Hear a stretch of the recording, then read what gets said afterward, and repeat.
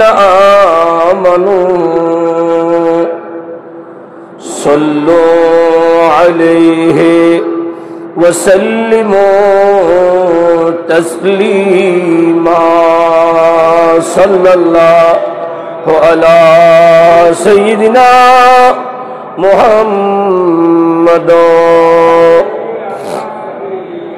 صلى الله على سيدنا محمد وآله اللهم صل على سيدنا مولانا محمد وعلى آله سيدنا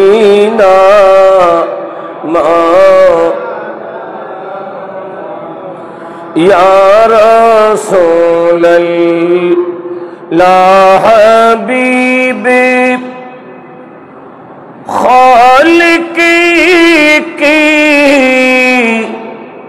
تاتوئی برگزیدہ ذوالجلال پاک بہم تاتوئی اللہم صلی سیدنا مولانا محمد وعلى آله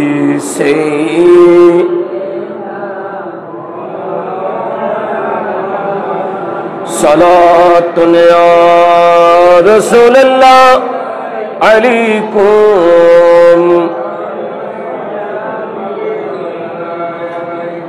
سمک تجھ سے پاتے ہیں سب پانے والے میرا دل بھی چمکا دے چمکانے والے صلوات سلام یا حرم کی زمین اور قدم رکھ کے چلنا ارے سے کا موقع ہے وہ جانے والے صلوات سلام یا بسم اللہ الرحمن الرحیم ولو انہم اذ ظلموا انفسهم جاءوک فاستغفروا اللہ واستغفر لهم الرسول لوجدوا اللہ توابا رحیما صدق اللہ مولانا العظیم وقال رسول اللہ صلی اللہ علیہ وسلم ان الشیطان قال وعزتك يا ربي لا ابرح اغوي عبادك ما دامت ارواحهم في اجسادهم فقال الرب جل جلاله وعزتي وجلالي وارتفاع مكاني لا أزل أغفر لهم ما استغفرنيه وصدق رسوله النبي الحبيب الأمين الكريم ونحن على ذلك لمن الشاهدين والشاكرين والحمد لله رب العالمين مولاي ربي صل وسلم وبارك عليه.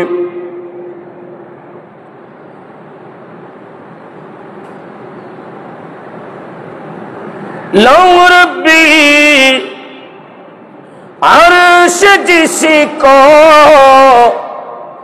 جو ملا ان سے ملا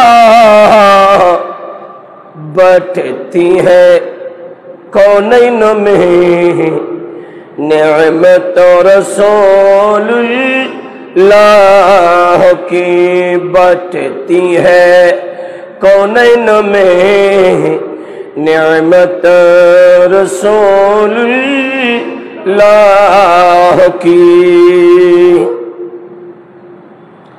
পবিত্র মাহে শাওয়ালুল মুআজ্জমের এই মহান চাঁদে সৈয়দুল আইয়াম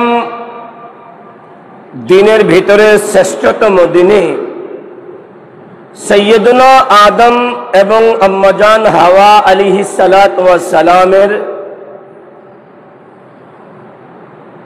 জান্নাতি থাকা এবং জান্নাত থেকে আসা সৈয়দুনা আদম আলাইহিস সালামের জন্ম এবং ইন্তেকাল এবং খানে কাবার প্রথম আঙ্গিনায় দাঁড়িয়ে দয়াল নবীর ভেলাদ শরীফের প্রশংসা উদযাপিত করার এই মহান দিন জুমার দিনে দুনিয়াবি কাজকর্ম ছেড়ে হাইয়ালাস সালাহ হাইয়ালাল ফালাহ এই আজানের ধ্বনিটুকু শুনে আমাদেরকে আল্লাহ এবং রসুল দয়া করে মুমিন বানিয়ে মসজিদের প্রথম দরওয়াজায় ডান পা রেখে বিসমিল্লাহ ওয়াসসালাতু ওয়াসসালামু আলা রাসূলিল্লাহ সাল্লাল্লাহু তাআলা আলাইহি ওয়াসাল্লাম আল্লাহুম্মা ইফতাহ লি আবওয়াবা রাহমাতিক বলে মহান রবের দরবারে রহমতের দরওয়াজা খুলে দেওয়ার আরজি আরাধনা পেশ করে রবের সন্তুষ্টি অর্জনের লক্ষ্যে মসজিদে আসার এবং বসার নসিহতপূর্ণ বয়ান শুনে মরা কলবটাকে নূরানি করার যে সুযোগটুকু আল্লাহ দিয়েছেন সেই মালিক মুনিব রব্বে করিমের দরবারে আমরা শুকর আদায় করছি. জবান খুলে সকলে একবার পড়ি আলহামদুলিল্লাহ. সাথে সাথে যে নবী না হলে কায়নাতের কিছুই হতো না সেই নবী সরওয়ারে কায়নাত শামসুদ্দোহা নবী মুহাম্মদুর রাসূলুল্লাহ সাল্লাল্লাহু তাআলা আলাইহি ওয়াসাল্লামের রওজে পাক সোনার মদিনা জানাই লক্ষ কোটি সালাতু সালাম আবারও আকবার মোহাব্বতের আওয়াজে পড়ি আলহামদুলিল্লাহ. গত জুমাতে আমি ছিলাম না, আমার বন্ধু এসেছিল সিপাতলি জামিয়া গাউসিয়া মোহিনিয়া বহুমুখী কামিল মাদ্রাসার আরবি প্রভাষক হযরতুল্লাহ মৌলানা শফিউল আজম কাদেরী সাহেব. কারণ আমি আবদার এবং বেশি অনুরোধ রাখতে গিয়ে ইকবাল ভাইকে কল করে বলে পটিয়া ফেটান সর্দার নামক একটা ঐতিহ্যবাহী বুজুর্গ জামে মসজিদে জুমা পড়তে গিয়েছিলাম, সেটা লাইভের মধ্যে ছিল। এজন্য গত জুমায় আমি ছিলাম না, আমার বন্ধু আলোচনা করেছিল। সেই কোন দিক আলোচনা করেছে সেটা আমি শুনিনি, জানিনি। আমি এর আগের জুমাতেই আলোচনায় দয়াল নবীর শান ও আজমতের উপরে ছিলাম। সেই দিক বিবেচনা করে আজকেও সূরা নিসার 64 নং আয়াতে কারিমা তেলাওয়াত করেছি, সাথে এক টুকরা হাদিসের অংশ তেলাওয়াত করেছি। এই আয়াত এবং হাদিসের আলোকে অতি সংক্ষেপ সময়ে আমি আমার আলোচনা ইতি টানব। আমি যা বলি, যা শোনেন, আমাদের উভয়কে তা আমল করার আল্লাহ তৌফিক দিন। সকলে আমিন বলি। সকলে অবগত আছেন, গোটা পৃথিবীর মুসলমান শান্তিতে নেই। বিশেষ করে ফিলিস্তিনের মুসলমান, ইয়েমেনের মুসলমান, আমাদের পার্শ্ববর্তী দেশ হিন্দুস্তানের মুসলমান, আমাদের তাও পার্শ্ববর্তী দেশ মায়ানমারের মুসলমান শান্তিতে নেই।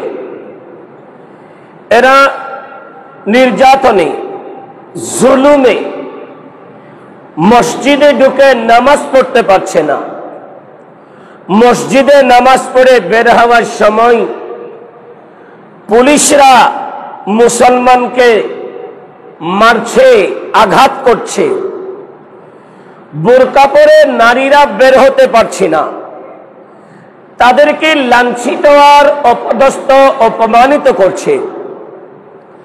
ইসরায়েলের এই জুলুমবাজ শয়তান যেখান থেকে বের হবে, দাজ্জাল যেখানে আসবে, সেই ইসরায়েলের জুলুমবাজ পুলিশদের হাতে ফিলিস্তিনের মা-বোনরা নিরাপদ নয়, ইজ্জত হনন হচ্ছে।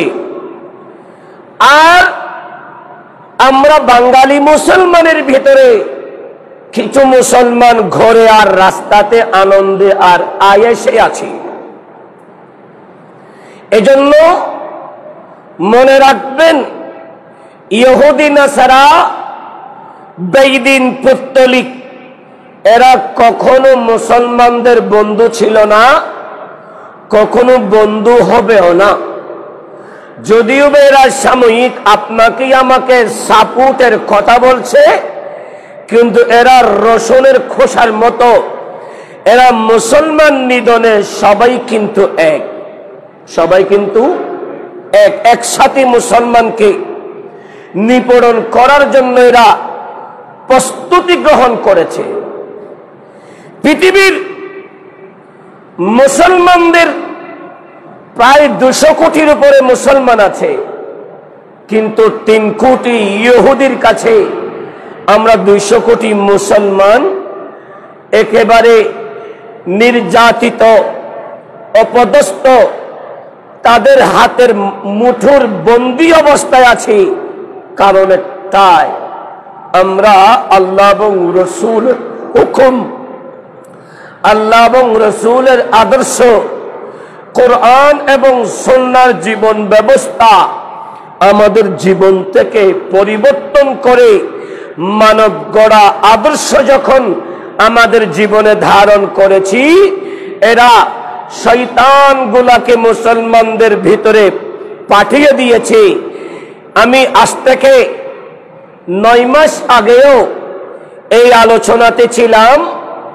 শয়তানের ছেলে যারা আছে, 9টা সন্তানের ভিতরে শয়তানের ছেলেগুলাকে শয়তান মুসলমানদের পাড়ায় বিচরণ করিয়ে দিয়েছে।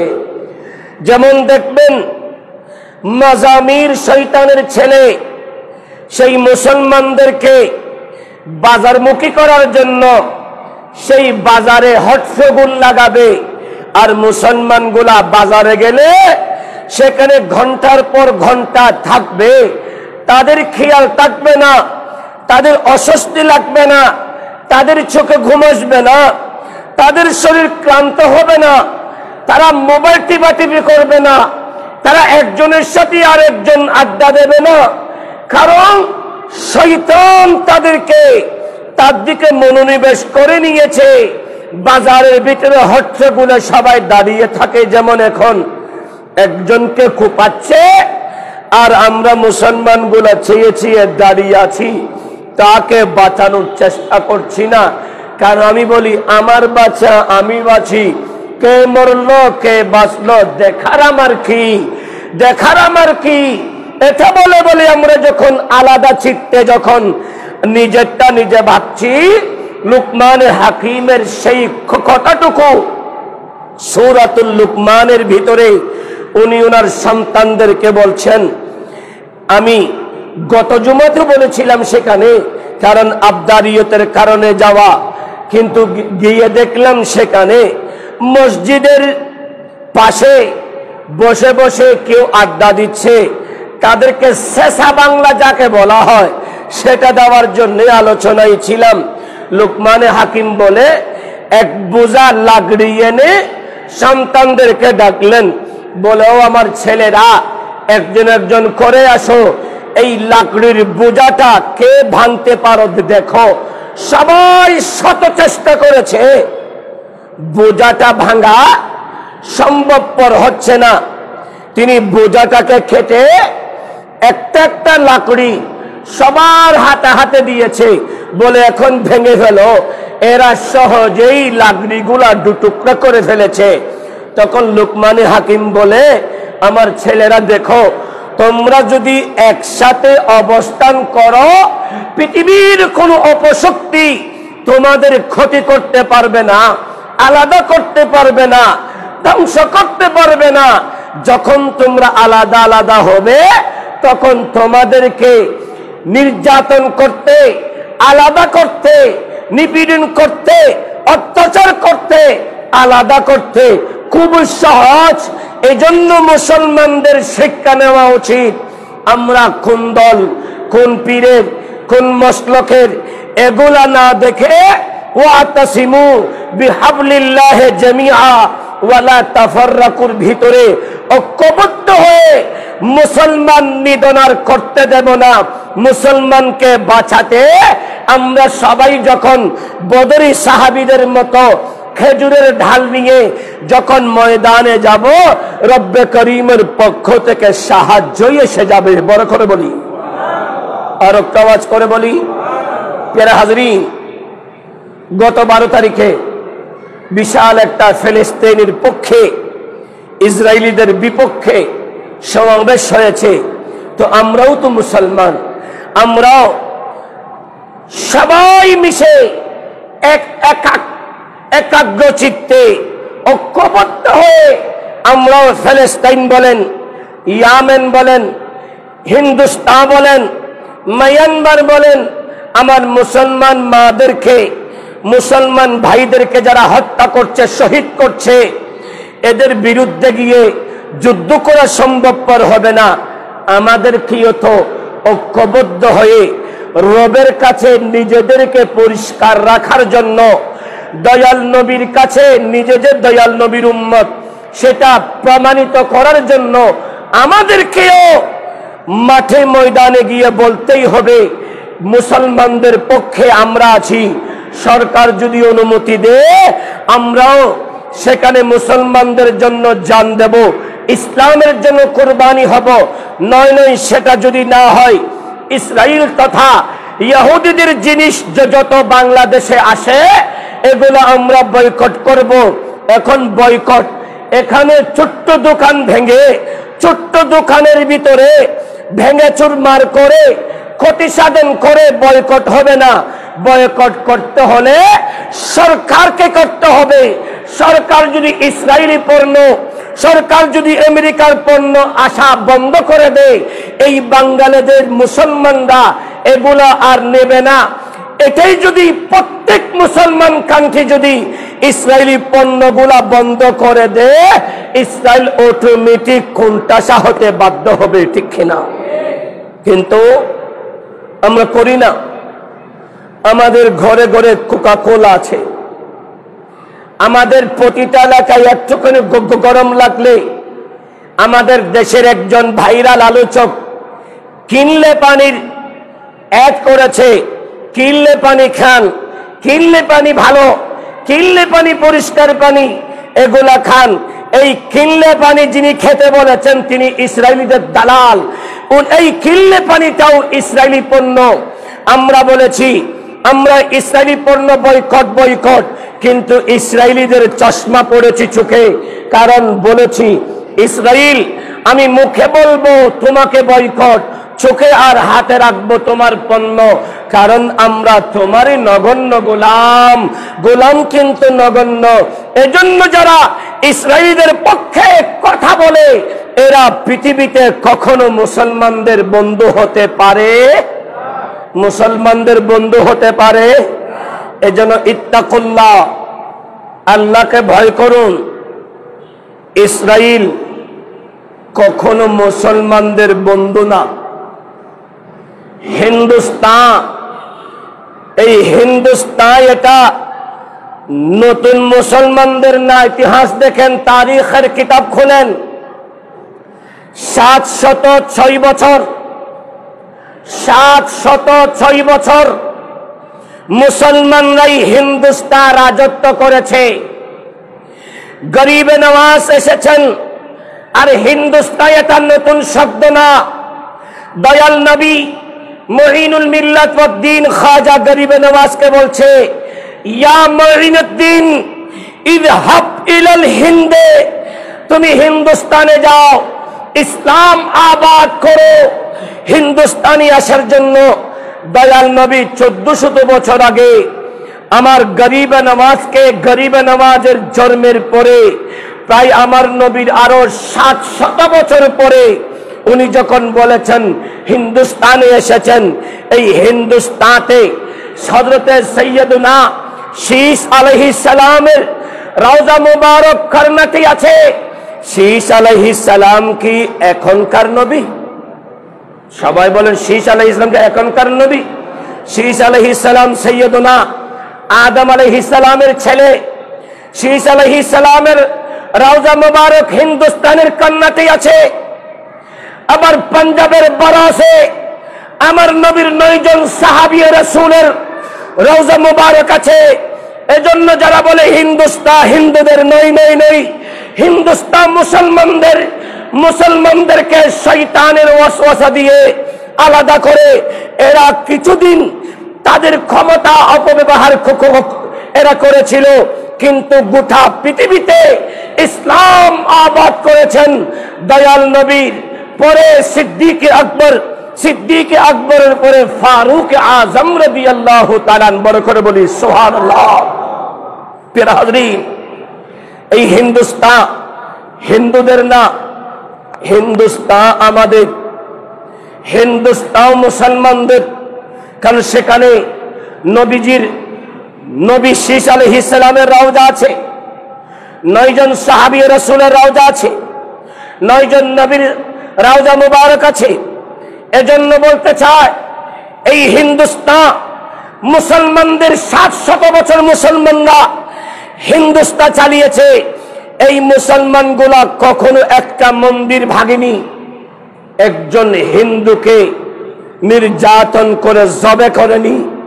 কিন্তু 105 বছরের ক্ষমতায় এই হিন্দুত্ববাদীরা মুসলমানদের মসজিদের ভিতরে ঢুকে মুসলমানদের খতিবের চোখ উপড়ে ফেলেছে। মুসলমানদের সামনে মুসলমানের খতিবকে জবে করে দুটুকরো করেছে। মুসলমানদের মসজিদ ভেঙেছে, মুসলমানদের মাজার ভেঙেছে, মুসলমানদের মাদ্রাসা ভেঙেছে। মুসলমানকে দেখে এনে জবে করে টুকরো টুকরো করেছে, কারণ তারা মনুষ্যত্বহীন ছিল আর মুসলমানগুলা মনুষ্যত্বওয়ালা ছিল। বড় করে বলি সুবহানাল্লাহ। এজন্য বলতে চাই, মুসলমানগুলাকে এখন কে কোন পীরের মুরিদ দেখার আর সময় নেই, কে কোন পীরের ভক্ত দেখার সুযোগ নেই, কে কোন কোন মসলকের মানুষ দেখার সুযোগ নেই, কে কোন দলের মানুষ দেখার সময় নেই। এক কথাই আমরা সবাই মুসলমান। আমরা সবাই, সবাই বলে আমরা সবাই। আপনারা কি মুসলমান নয়? তাহলে আমরা সবাই, আমাদের কাজ কি? যদি হাদিসে পাক হয় আল মুসলিমু আখুল মুসলিম, এক মুসলমান যদি আরেক মুসলমানের ভাই হয়, আপনার ভাইকে কেউ নির্যাতন করবে, আপনি কি বসে থাকবেন?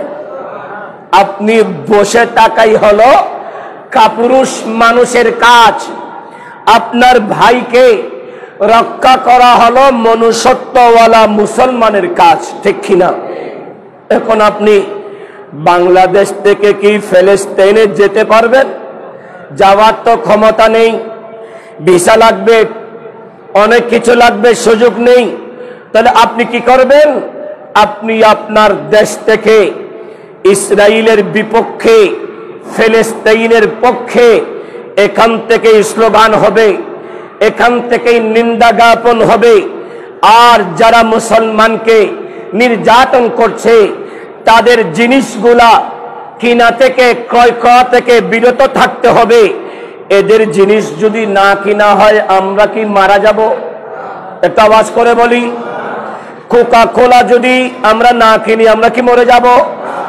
7 আপ যদি না কিনি আমরা কি মারা যাব? এভাবে আমরা বাটা বলেন, আরএফএল এর বস্তু বলেন, কিনলে পানি বলেন, এই রকম যত জিনিস আছে এগুলা না কিনলে কি আমাদের ফ্যামিলি, আমরা কি অনাহারে মারা যাব? তো আজ থেকে এগুলা বয়কট করি, এগুলা ছেড়ে দিই। আজকে যারা প্লাস্টিকের চেয়ার এনেছেন এগুলা যদি আরএফএল এর হয়ে থাকে এগুলা বাহিরে ফেলে দেন, কারণ মুসলমান হিসেবে এটাই আপনার জন্য জিহাদ। আরএফএল এর বস্তুগুলা এই ইসরায়েলি পণ্য দ্বারা তৈরি, আরএফএল এর জিনিসগুলা আর কিনবো না। এই দেশের কোকা কোলা কিনবো না, এই দেশের 7 আপ কিনবো না, এই দেশের ফান্তা কিনবো না, এই দেশে ইসরায়েলি জিনিস কিনবো না। আমরা গোটা পৃথিবীকে বলে দিতে চাই বাঙালিরা গরিব হতে পারে, ঈমানের দিক দিয়ে বাঙালিরা মজবুত। বাঙালিদেরকে যদি সুযোগ দেওয়া হয়, ইয়েমেনের মুসলমানরা যেমন ইসরায়েলিদের বিরুদ্ধে অস্ত্র ধরেছে, আমাদেরকেও যদি অনুমতি দেওয়া হয় আমরাও সেই অস্ত্র হাতে নিয়ে আল্লাহ এবং রসুলকে রাজি করার জন্য, ফিলিস্তিনি মুসলমানকে রক্ষা করার জন্য আমরাও যেতে প্রস্তুত আছি, যদি আমাদেরকে সুযোগ দেওয়া হয়। আরে বলা হবে ট্রেনিং আছে, তো ট্রেনিং লাগবে না।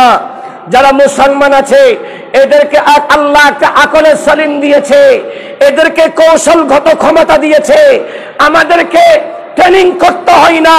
বদরি সাহাবীরা ট্রেনিং করে নাই, দয়াল নবীর জন্য, ইসলামের জন্য মাঠে নেমেছে, আল্লাহ সাহায্য করে দিয়েছেন। বড় করে বলি সুবহানাল্লাহ। প্রিয় হাজরিন, এজন্য মুসলমানগুলার উচিত মসজিদ, মাদ্রাসা, খানকা, দরবার যত কিছু আছে সবাই ঐক্যবদ্ধ হওয়া, সবাইকে এক পতাকা তলে আসা। সেই পতাকার নাম আহলে সুন্নাত ওয়াল জামাত। সেটার উপর থেকে সকল দুশ্মনদের বিরুদ্ধে সোচ্চার হওয়া, ভাই ভাইকে রক্ষা করা। আল্লাহ আমাদেরকে সেই তৌফিক দান করুন। আর একটু আস্তে করে বলা যায়। প্যারা হাজরিন, আলোচনাটা মন দেবেন, সময় সংক্ষেপ। আমার রব্বে করিম বলছেন, ওয়ালাউ আন্নাহুম ইয যালামু আনফুসাহুম জাউকা ফাস্তাগফিরুল্লাহ ওয়াস্তাগফারা লাহুমুর রাসূল লাওয়াজাদুল্লাহ তাওয়াবার রহিমা। আল্লাহ বলছেন, যদি তারা, অর্থাৎ হে মেহবুবে মুস্তাফা, আপনার উম্মতেরা নিজেদের আত্মার উপরে, হৃদয়ের উপর, কলবের উপর জুলুম করে, অত্যাচার করে, কিভাবে করেছে? মুসলমান আমাদের উপর 5টা ফরজ আছে, তার ভিতরে একটা ঈমান, আকীদা। ইসলামের স্তম্ভ 5টা, 5টার ভিতরে একটার নাম আকায়েদ, আকীদা।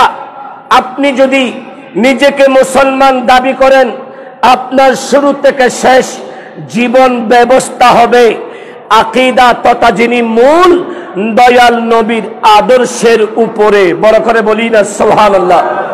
কারণ আমার নবীকে আল্লাহ আমাদের জন্য লাকাদ কানা লাকুম ফি রাসূলিল্লাহি উসওয়াতুন হাসানা মডেল করে পাঠিয়েছেন। আমার নবীর অনুসরণ, অনুকরণই হলো আমাদের একমাত্র মুক্তির সনদ, মুক্তির পথ। আমার নবীকে যিনি অনুসরণ করে তিনি হেদায়েতের উপর থাকে, যিনি আমার নবীর অনুসরণ করেন না তিনি কখনো হেদায়েতের উপর থাকতে পারে না, ইনি হেদায়েতের উপর নয়। এজন্য আমার নবীর অনুসরণ, অনুকরণের নামই হলো ইসলাম। আমার নবীর অনুসরণ অনুকরণের নামই হলো আকীদা, আমার নবীর অনুসরণ অনুকরণের নামই হলো রব্বে করিমের সন্তুষ্টি। ওয়ামাই ইউতিউর রাসূল ফাকাদ আতা আল্লাহ, নবীর অনুসরণের নামই হলো রবের সন্তুষ্টি অর্জন তথা অনুসরণ করা। বড় করে বলি সুবহানাল্লাহ। প্রিয় হাজরিন, যখন নিজের সাথে জুলুম করেছে, নামাজ পড়েনি, রোজা রাখেনি, হজ করেনি, যখন হজের মাস আরম্ভ হয়েছে, আমাদের এই বিশাল মহল্লার ভিতরে শত শত মুসলমান আছে যার উপর হজ ফরজ হয়েছে অনেক বছর আগে, কিন্তু এখনো হজ করেনি, করতে যায়নি, করছে না। কারণ কেউ ভাবছে আমি এখনো তো বৃদ্ধ হয়নি, অনেকে বলছে কই এখনো তো নাপিত, আমার শেভ করতে সহজ হচ্ছে, আমাকে তো এখনো নাপিত আমার গালের সামডা টানে টানে শেভ করতে হচ্ছে না, অর্থাৎ আমার চোখের জুতি এখনো ঠিক আছে, দুটা দুটা করে আমাকে দেখতে হচ্ছে না, একটাই দেখতে পাচ্ছি। এই রকম কিছু মুসলমান আছে যাদের উপর হজ ফরজ হয়েছে কিন্তু হজ করছে না। এরা নিজের নফসের সাথে জুলুম করেছে, কারণ মৃত্যুর গ্যারান্টি আছে। আমার নবী বলছেন হজ ফরজ হওয়া মুসলমান যদি হজ না করে মারা যায়, হজ ফরজ হয় কার কাছে? যার উপর নিসাব পরিমাণ সম্পদ 1 বছর অতিবাহিত হয়েছে, এই রকম নিসাব পরিমাণ সম্পদের মালিক, যার কাছে ব্যাংক ব্যালেন্সে 6.5 থেকে 7 লক্ষ টাকার মালিকানা যিনি 1 বছর অতিবাহিত করেছেন, ওনার উপর হজ ফরজ হয়েছে। এই হজ ফরজ হওয়া মানুষ যদি হজ না করে মারা যায়, আমার নবী বলেন আমি জানি না সেই মুমিন হয়ে মরবে না কাফের হয়ে মরবে। অর্থাৎ নবী বলছেন সেই ঈমান নিয়ে মারা যাবে না, সেই কাফের হয়ে মারা যাবে। এখন কাফের হয়ে যদি কোনো ব্যক্তি মারা যায়, সেই কি নবীর সাথে জান্নাত আশা করতে পারে? একটু আস্তে করে বলেন। দ্বিতীয় নম্বরে, যার উপরে রোজা ফরজ হয়েছে, আমি এমনও দেখেছি আমাদের বাংলাদেশে দেখেছি অনেক কোটিপতির ছেলে, এরা দিনের বেলায় মানুষের সামনে রোজা রাখার অভিনয় করেছে, আর ছোট্ট ছোট্ট কুঠিঘর দোকানের ভিতর ঢুকে পর্দাওয়ালা দোকানের ভিতর দিকে খাবার খাচ্ছে, অনেকেই নাস্তা করছে। যাদের উপর রোজা ফরজ হয়েছে, যারা রোজা রাখেনি ইচ্ছাকৃত, একটা রোজার পরিবর্তে কয়টা রোজা রাখতে হয়? একটা আওয়াজ করে 60টা। 59টা রোজা রেখেছে, 60 নম্বর রোজাটা রাখেনি। শরীয়ত বলছে হবে না, আবার 60টা, বরাবর 60টা রোজা একাধারে রাখতেই হবে। যদি বলে না আমি 59টা রেখেছি আর একটা পরে রাখবো, শরীয়ত বলছে হবে না, একসাথেই রাখতে হবে। এইভাবে অসংখ্য মুসলমানকে দেখবেন যাদের উপর রোজা কজা হয়ে গেছে, ফরজ রোজা ছেড়ে দিয়েছে, অসংখ্য মুসলমান আছে কি নেই? 3 নম্বরে, যাদের উপর যাকাত ফরজ হয়েছে, রমজানের চাঁদ বিদায় নিয়ে গেছে, অনেকেই যাকাত দেয়নি।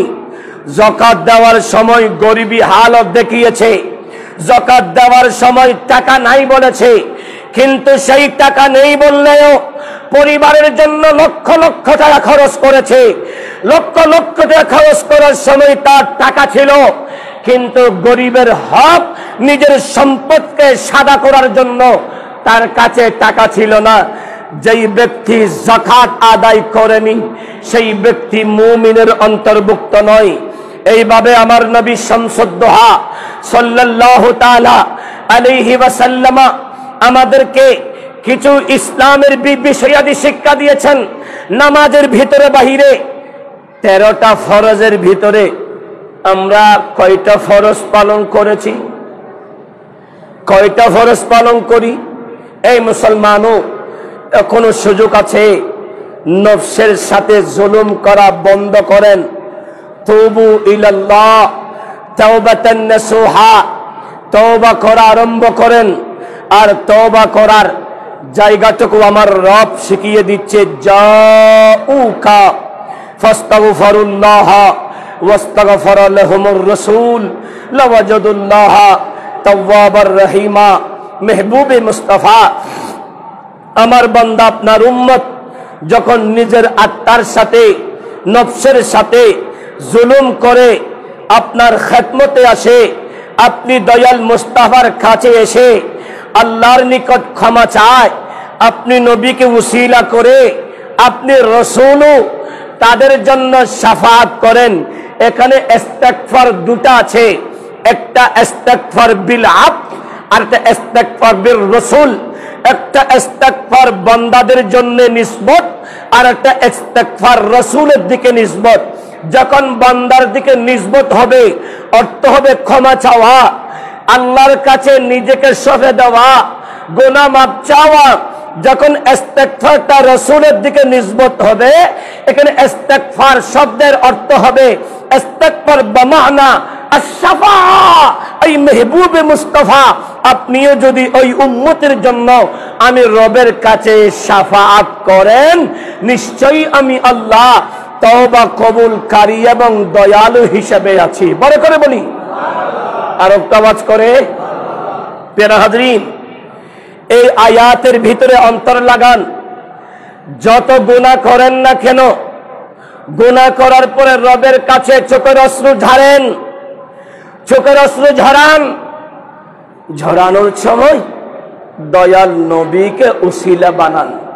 কারণ দয়াল নবী যদি আপনার পক্ষে রবের কাছে হাত তুলে দেয়, আমার রব বলেন আমি বান্দার তওবা কবুল করব, তার গুনাহগুলো ক্ষমা করে দেব।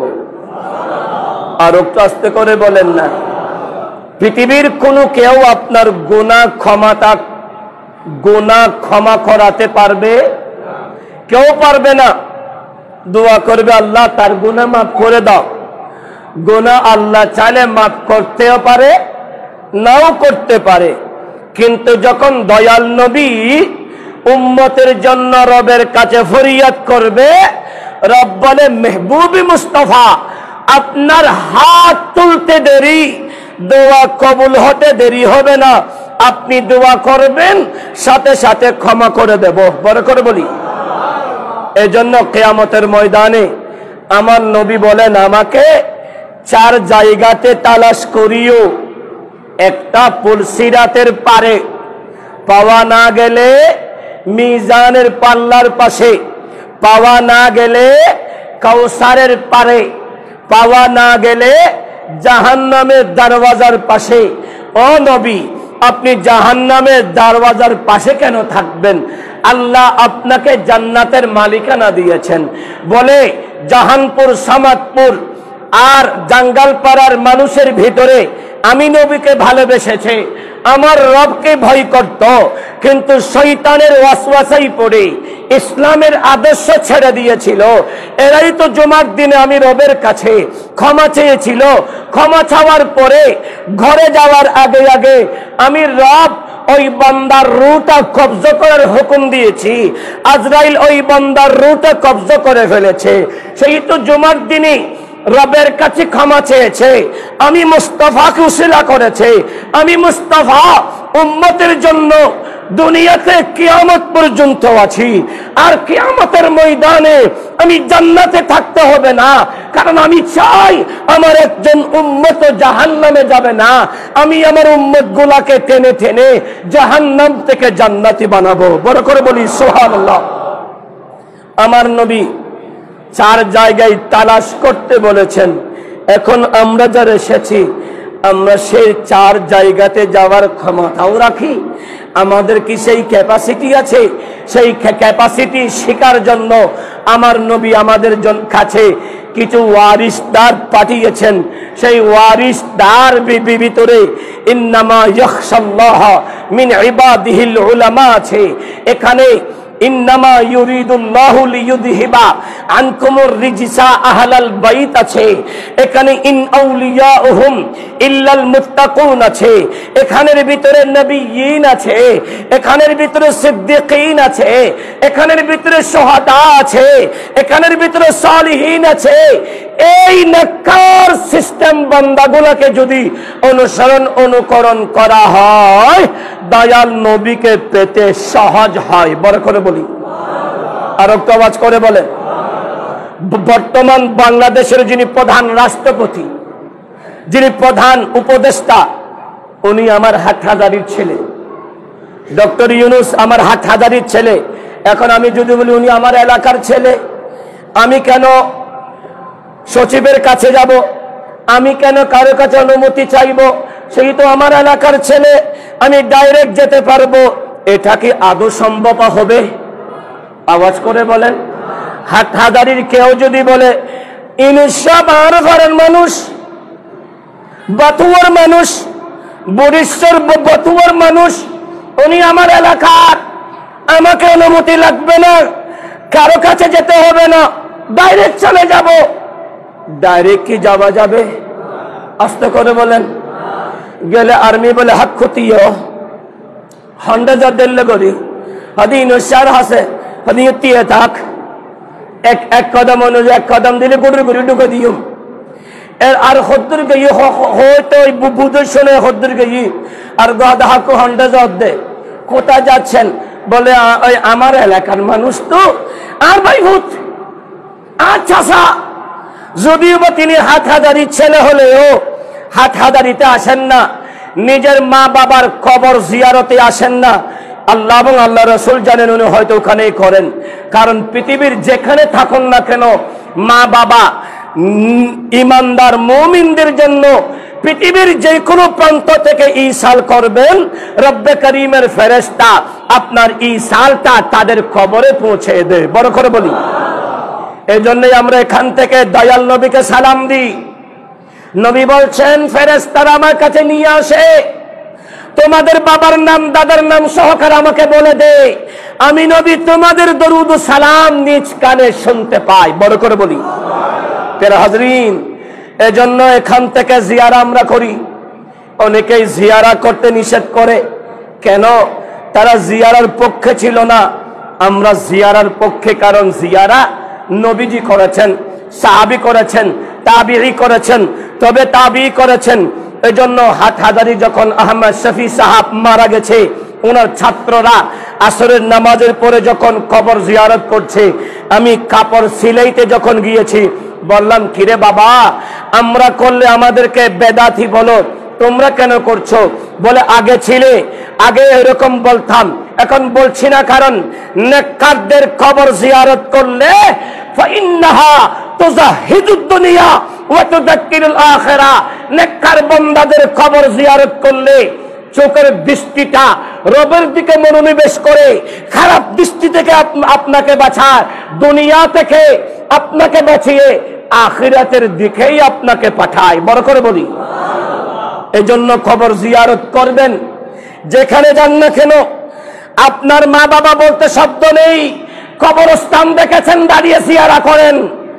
আপনি করেছেন মুসলমানদের কবর জিয়ারা, আর গোটা পৃথিবীর মুসলমান আপনার জন্য দোয়া করছে। বড় করে বলি।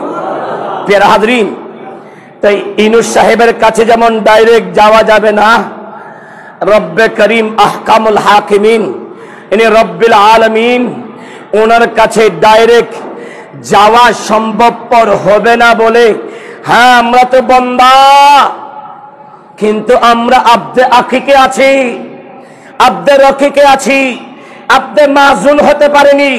আব্দে মাজুন হতে হলে দয়াল নবীর সাহাবা সিদ্দিক আকবর হতে হবে, আব্দে মাজুন হতে হলে ফারুক আজম হতে হবে, উসমানে জিন্নুরাইন হতে হবে, সিলেটের গুলজার আলম গাজী বুরহানুদ্দিন, আর খরমপুরের সৈয়দ আহমদ পীর কেল্লা শহীদ হতে হবে, আপনার রাজশাহী শাহ মখদুম হতে হবে। আমরা তো তাদের মতো হতে পারিনি, আমাদের শরীরে গুনাহ আছে, ত্রুটি আছে, আমরা আব্দে আকিকের অন্তর্ভুক্ত। এজন্য আমার নবী বলছেন নেককারদের উসিলা করো। নেককারের ভিতরে সন্তানদের জন্য দোয়া কবুলের অন্যতম মাধ্যম হলো নিজের মা বাবা। বড় করে বলুন, আরো আস্তে করে বলেন। মা বাবা যাদের নেই তাদের কাছে জিজ্ঞেস করো তারা কেমন আছে। যাদের মা বাবা আছে তাদের কাছে জিজ্ঞেস করেন তারা কেমন আছে। অনেক ছেলে মা বাবাকে মানছে না, কিন্তু ছেলেরা হারিয়ে গেছে যাদের, তাদের কাছে গিয়ে জিজ্ঞেস করো তুমি কেমন আছো। সেই বলবে ভাই টাকাও আছে বাড়িও আছে, কিন্তু ও ফুট ও বাবা বলার মতো কেউ নেই। রাতের বেলায় আসতাম 9টা, মাই জড়িয়ে ধরে বলতো এত রাত কেন করলি, আর এখন আসি রাতের 1টায়। তারপরে বলো আর একটু পরে আসতে পারো নাই, আমরা এখনো টেলিভিশনের নাটক শেষ হয়নি। এই মায়ের অভাবটা বুঝবে ওই সন্তান, যেই সন্তান নিজের মা বাবার কথাটুকু জীবনে ধারণ করেছে। বড় করে বলি সুবহানাল্লাহ। এজন্য এই বিশাল বিশাল কবরস্থান যেখানে আছে স্মরণ করুন, জিয়ারা করুন। যাদের মা বাবা আছে তাদের কাছে ক্ষমা চেয়ে নিন, কারণ যার উপর মা বাপ রাজি তার উপর রব রাজি। যার উপর মা বাপ অসন্তুষ্ট তার উপর রব অসন্তুষ্ট। এই এলাকার নারীরা যারা স্বামীর মা বাবাকে আলাদা করার জন্য তাবিজ দোয়া করে, স্বামীকে হাতের মুঠোতে রেখে স্বামীর মা বাপকে আলাদা করে দিচ্ছ, তুমিও একদিন শাশুড়ি হবা, তুমিও একদিন শ্বশুর হবা। তুমি তোমার স্বামীর মা বাপ শ্বশুর শাশুড়িকে যেভাবে তাবিজ দোয়া করে আলাদা করতেছ, তার চেয়ে 1000 গুণ কষ্ট দিয়ে, 1000 গুণ কঠিন কষ্ট দিয়ে তোমার পুত্রবধূরা তোমাকে আলাদা করার চেষ্টা করবে, ঠিক কিনা? এজন্য হে নারীরা, সৈয়দা আম্মাজান খাদিজাতুল কুবরার আদর্শটা গ্রহণ করো। সৈয়দা ফাতিমা বিনতে রাসূলের আদর্শটা গ্রহণ করো। সৈয়দা আম্মাজান সারার আদর্শ গ্রহণ করো। সৈয়দা হাজারের আদর্শ গ্রহণ করো। কারণ সৈয়দনা ইব্রাহিম আলাইহিস সালামের ওয়াকিয়া অনেক শুনেছেন, সময় নেই, এটা আগামী জুমাতে হবে। একদিন ইব্রাহিম আলাইহিস সালাম ছেলে ইসমাইলের বাড়িতে বেড়াতে এসেছেন। ওখানে সৈয়দনা ইসমাইল আলাইহিস সালামের অর্ধাঙ্গিনী ছিলেন। উনি যখন সম্মান দেখায়নি, ইজ্জত দেখায়নি, ইব্রাহিম আলাইহিস সালাম যাওয়ার সময় বলেছিল আমার ছেলে ইসমাইলকে বলিও তার ঘরের খোঁটাতে ঘোনা এসেছে, এটাকে চেঞ্জ করে ফেলতে, পাল্টিয়ে ফেলতে বলিও। এই খোঁটাটা তার জন্য মঙ্গলজনক নয়, এটাকে চেঞ্জ করতে বলিও। ইব্রাহিম আলাইহিস সালাম চলে গেলেন। সন্ধ্যায় ইসমাইল আলাইহিস সালাম আসলেন, বলে আজকে কি আমাদের বাড়িতে কেউ এসেছে?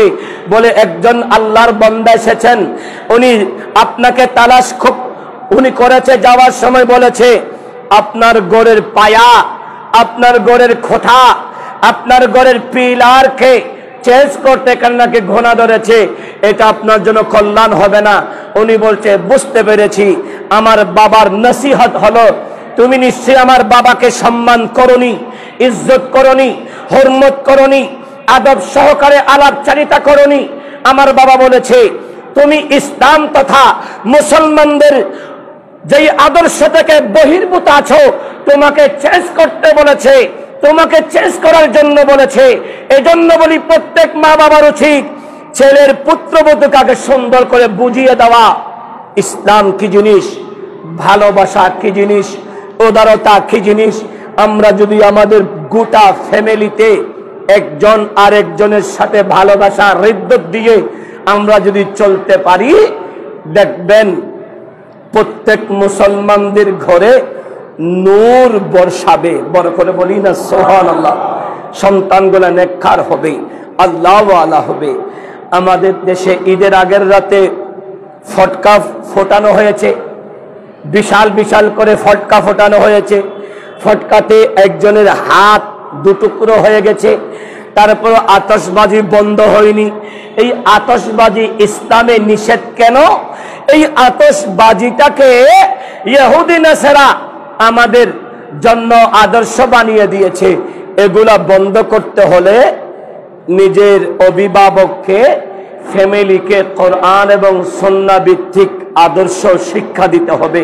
সম্মানিত হাজরিন, এর জন্য বলতে চাচ্ছিলাম, আমরা মুসলমান, আমাদের ইসলামটা শান্তির, আমাদের ইসলামটা মানবতার, আমাদের ইসলামটা একতার। তো আমরা একতার মধ্যে নেই, আমরা শান্তিতে নেই, আমরা একজন আরেকজনের রক্ত পিপাসু হয়েছি। রক্ত পিপাসু হওয়া এটা চতুষ্পদ হায়ানাত তথা জানোয়ারদের কাজ। মুসলমানদের কাজ হলো রক্ত পিপাসু নয়। পিপাসার্ত মুসলমানকে পানি খাওয়াই তার পিপাসা তৃষ্ণা মিঠানো। বড় করে বলি না সুবহানাল্লাহ। এজন্যে আগামী 26শে এপ্রিল, এই মাসের 26 তারিখ ঢাকা সোহরাওয়ার্দী উদ্যানে ফিলিস্তিনের পক্ষে, হিন্দুস্তানের মুসলমানের পক্ষে, মায়ানমারের মুসলমানের পক্ষে